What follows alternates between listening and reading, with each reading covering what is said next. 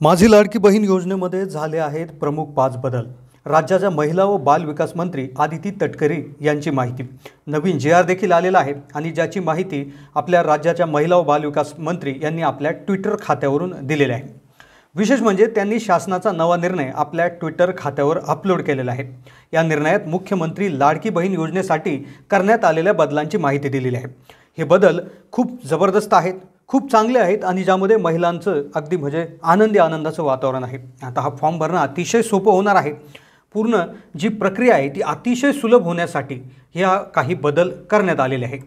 खूप महत्त्वाचे हे बदल असणार आहेत। तुम्ही फॉर्म भरला असेल किंवा भरायचा असेल, कागदपत्राच्या बाबतीत शंका असतील तर तुम्ही हा व्हिडिओ शेवटपर्यंत पाहत राहा। हा व्हिडिओ जर व्यवस्थित बघितला, सर्व गोष्टी लक्षात घेतल्या तर तुमचा फॉर्म हा भरला जाईल, तुम्हाला कुठली अडचण येणार नाही।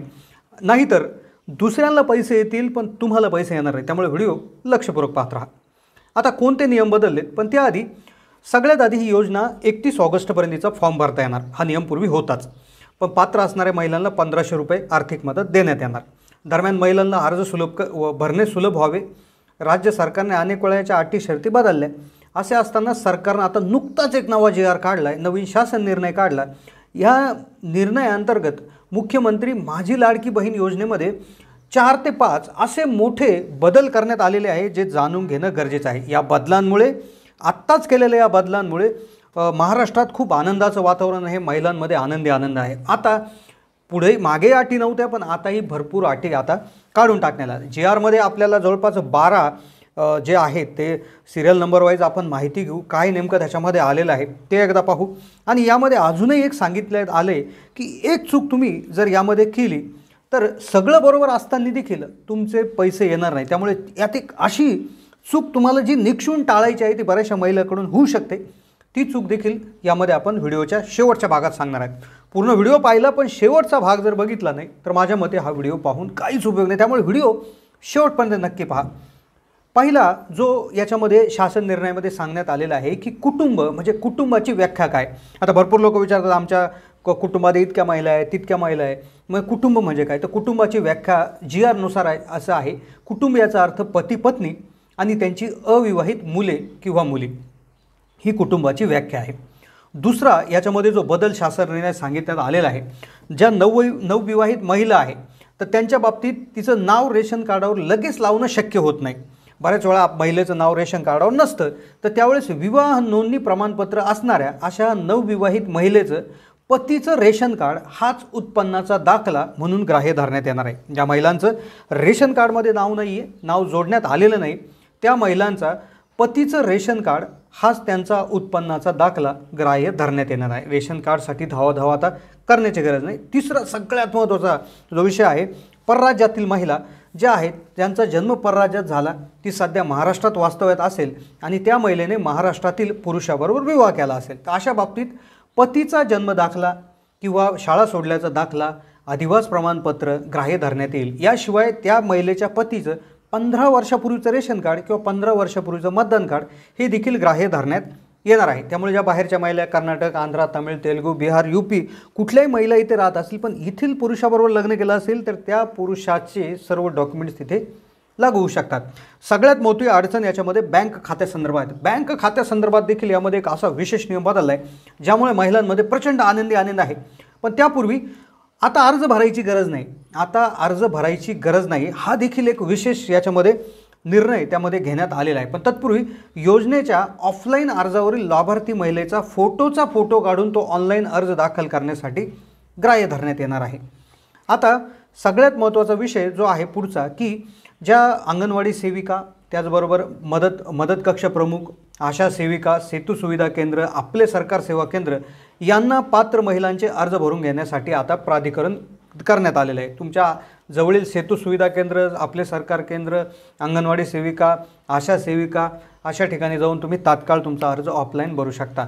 पण आता अर्जही भरायची गरज नाही, कारण की केंद्र शासनाने विविध शासकीय योजनांचे लाभ DBT प्रणालीद्वारे देण्याची प्रक्रिया पूर्वीच केली आहे। म्हणजे उदाहरणार्थ तुम्ही PM किसान, पोषण, MNRGEGS, PM संविधिनी, JSY, PMVY म्हणजे अशा कोणत्याही योजनेचा तुम्ही जर लाभ घेत असाल तर मुख्यमंत्री माझी लाडकी बहीण योजनेच्या अटी शर्तीनुसार तुम्ही जर पात्र ठरत असाल तर तुमची माहिती ऑलरेडी सरकारकडे आहे मग त्यांचं KYC आधार ऑथेंटिकेशन पूर्वीच झालेलं आहे.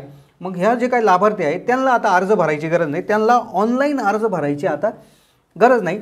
तर अशा पात्र लाभार्थ्यांनी फक्त एक त्या ठिकाणी ऑफलाईन अर्ज भरून द्यायचा आहे आणि त्यांना आपोआप त्या ठिकाणी हे येणार आहे.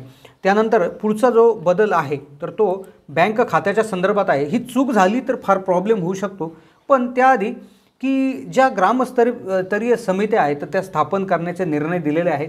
तालुका वार्डस्तरीय समित्या या देखील पात्र लाभार्थ्याची निवड करून त्या ठिकाणी देण्यात आलेले आहे. आता सगळ्यात महत्त्वाचा प्रश्न येतो की यादी कधी येणार.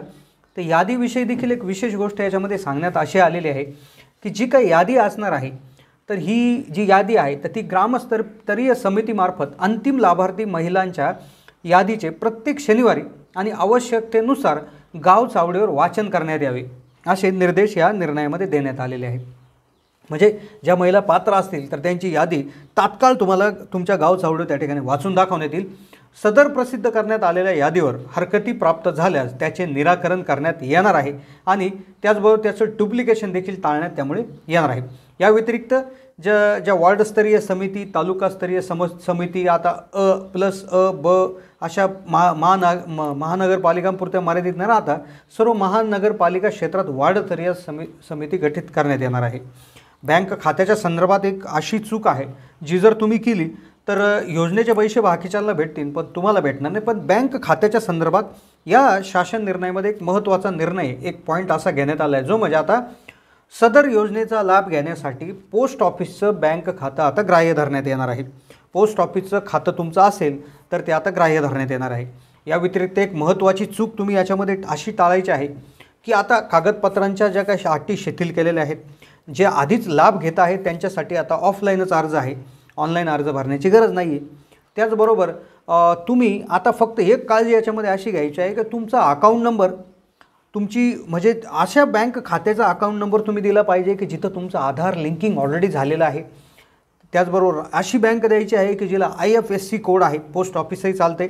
सगळ्यात महत्त्वाचं म्हणजे तुमच्या बँकेचे डिटेल, तुमच्या बँकेचा IFSC कोड, तुमच्या बँकेचे बँक अकाउंट नंबर या सर्व गोष्टी व्यवस्थित भरायच्या आहे. कारण की जर ते चुकलं तर कदाचित एवढी फायदेशीर योजना असून देखील तुम्हाला पैसे त्या ठिकाणी येणार आहे. त्यामुळे बँक खात्याच्या संदर्भात एक ना एक डिटेल डबल चेक करून लिहिणं त्या ठिकाणी गरजेचं आहे अशी त्या ठिकाणी सूचना देखील देण्यात आलेली आहे. अकाउंट नंबर आपला व्यवस्थित घेऊन त्या ठिकाणी लिहून देणं आवश्यक आहे. तर हे होते काही प्रमुख बदल जे या योजनेमध्ये त्या ठिकाणी झालेले आहे. महिलांमध्ये त्यामध्ये आनंद आहे.